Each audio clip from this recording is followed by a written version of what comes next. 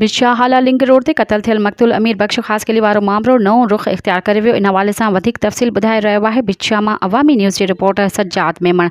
हिन रिपोर्ट में जी बिल्कुल हाला भिटशा लिंक रोड ते क़त्ल थियल मक़तूल अमीर बख्श ख़ास कली वारो मामलो जेको आहे नओं रुख अख्तियार करे वियो आहे। मक़तूल अमीर बख्श ख़ास कली जी भेण ज़ेबुल निसा जी फ़रियाद ते भिटशा थाणे ते मक़तूल जी घरवारी साजिदा ख़ास कलीअ ते क़त्ल कराइण बाबति केस दाख़िल कराए छॾियो आहे, जंहिंमें साजिदा अली अहमद उर्फ़ हाजी साहब बलोच ऐं ॿिनि नामालूम माण्हुनि ते केस दाख़िल कयो वियो आहे। मक़तूल जी भेण ज़ेबुल निसा फ़रियाद में ॼाणायो आहे त मुंहिंजी भाॼाईअ जा अली अहमद उर्फ़ हाजी साहब बलोच सां नाजायज़ तालुकात हुआ, जिन प्लानिंग तहत क़त्ल करायो आहे।